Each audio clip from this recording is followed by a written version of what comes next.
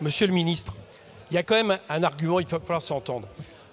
Il y a un argument qui est quand même difficilement entendable, je vous assure, pour les 95% de nos concitoyens. On ne peut pas, à chaque fois que l'on taxe un peu plus les ultra-riches, dire « ne le faisons pas parce qu'ils risquent de partir ». Ça, c'est juste quelque part insupportable pour un républicain.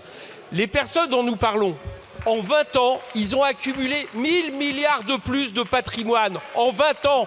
Alors leur prendre 13 milliards à un moment donné en imposition pour le bien des Français, pour l'intérêt général, pour réduire les déficits qu'on a largement creusés du fait de leur avoir fait des cadeaux fiscaux pour pouvoir investir dans l'écologie. Et moi, je dis banco. Et s'ils s'en vont, eh bien, il faudra prendre des mesures par rapport à eux. Parce que j'estime que c'est pas vertueux d'expliquer, de faire un chantage au départ comme ça. Et vous n'avez pas à leur donner votre voix et à expliquer quelque part que ce serait justifié qu'ils s'en aillent parce qu'ils sont davantage imposés. Je rappelle que nous parlons là de gens qui ne sont même pas imposés à 25% de leur fortune globale, quand les 0,1% de Français qui sont juste au-dessous sont imposés à 46%. Ce n'est pas moral, ce n'est pas à un ministre de justifier un éventuel départ de leur part. Cet amendement, c'est la partie plancher de l'amendement qu'on a proposé tout à l'heure sur ISF climatique, progressif, etc. Bien. Et non, il ne taxe pas les revenus professionnels. En tout cas, plus exactement, il ne taxe pas les revenus professionnels qui sont des vrais revenus professionnels et non pas des revenus en réalité personnels déguisés en revenus professionnels parce que les gens bénéficient d'une moindre imposition sur les revenus du capital.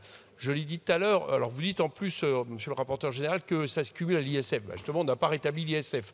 Donc là, il y a un moyen de régler une des questions qu'on se pose depuis le départ et dont j'ai dit tout à l'heure que cet impôt minimum à 2% était quelque chose qui, dans nos débats au moment des dialogues de Bercy, et je me rappelle très bien du moment, avait fait réagir positivement Bruno Le Maire, sauf que Bruno Le Maire dit que ça ne peut se passer qu'au niveau européen.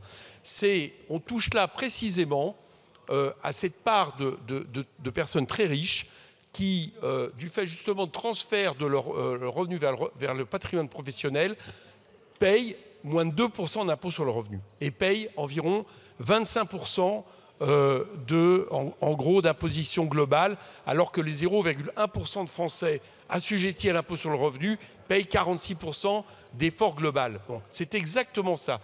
Et la taxe Zuckman est quelque chose d'assez simple parce qu'elle cible ces personnes en disant à minima, vous payez ces 2%, ça rapporte des milliards, ça règle cette question injuste dont chacun comprendra qu'elle n'est pas acceptable. Et en plus, ça permet, sans toucher j'allais dire 99,90% des Français, ça permet de faire entrer des milliards dans les caisses de l'État au moment où on doit régler les déficits. Donc il est très vertueux cet amendement, il est extrêmement vertueux et je vous demande de le voter. Merci.